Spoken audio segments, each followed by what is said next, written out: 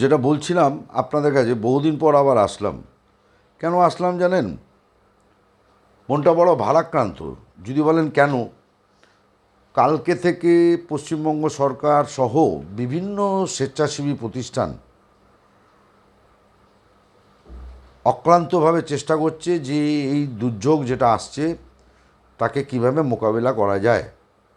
বিভিন্ন পৌরসভা বলুন, রাজ্য সরকার বলুন, বিভিন্ন সেবা প্রতিষ্ঠান বলুন, সবাই বিভিন্ন টিভি চ্যানেলগুলো সতর্ক করছেন যে আপনারা এইভাবে থাকবেন, বেরোবেন না, এ করবেন না। একটি টিভি চ্যানেলে নব ঘোরাতে ঘোরাতে দেখলাম টিভি চ্যানেলটা টাইমার ব্যবহার করছে। মানে ঘন্টা এত বাকি, মানে টাইম কমছে, বুঝতে পেরেছেন? সেকেন্ড থেকে মিনিট, মিনিট থেকে। এবং যিনি সঞ্চালনা করছেন, একজন ভদ্রমহিলা, তিনি তারস্বরে চিৎকার করছেন। মানে চিৎকারের বহর দেখলে মনে হবে মানে 83 ওয়ার্ল্ড কাপ জিতেছিলেন কপিল দেব। মানে কপিল দেব বল করতে যাচ্ছেন, উইকেটের ওপর উঠে এসে পড়লেন, বল ফেলে দিলেন, outside the leg stump, out, caught out Vivian Richards. মানে এমন তারস্বর। এইসব আমরা ফুটবল খেলা, ক্রিকেট খেলা, মনোরঞ্জন ভট্টাচার্যকে কাটাতে পারলেন না, ছি, মিস করলেন, অবধারিত গোল, এসব রিলেতে শুনেছি।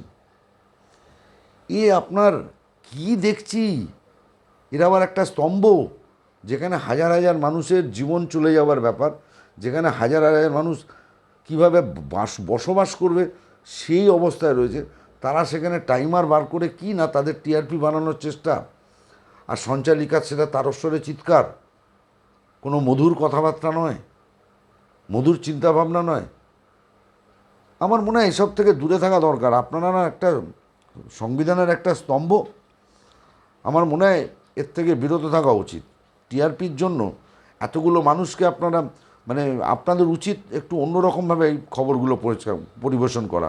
যাই হোক, সেটা আপনাদের থিঙ্ক ট্যাঙ্ক রয়েছে যারা, তারা ঠিক করবে। আপনাদের উচ্চকর্ত ব্যক্তি যারা রয়েছেন তারা ঠিক করবেন, জানি না। আজকে যদি তাদের ঘরের কোনো রকম এরকম অবস্থা হতো, তাদের যদি গিয়ে বলে দিত এই দেখুন বাড়ি ভেঙে পড়লো, অমুক পড়লো, তমুক পড়লো, এসব যদি করতো তাদের পরিবারের ক্ষেত্রে কেমন হতো, আমি শুধু সেটাই ভাবছি। আমি প্রতিবাদটা করে ফেললাম, অনেকে হোয়াটসঅ্যাপেও করেছে, ফেসবুকে আমি করে দিচ্ছি। যদি মনে করেন আমার বলাটা সত্য, তাহলে আমার পাশে দাঁড়াবেন। আর যদি মনে করেন যে না আমি ভুল বলছি, দাঁড়াবেন না।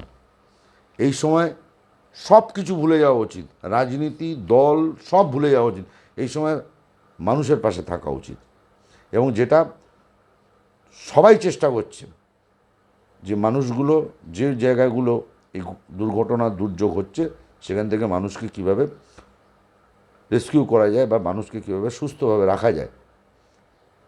আশা করি আপনারা আমার কথাটা বুঝতে পেরেছেন। আমি ওই চ্যানেলটাকে তীব্র ধিক্কার জানাই এই সমস্ত খবর, এইভাবে খবর পরিবেশন করার জন্য।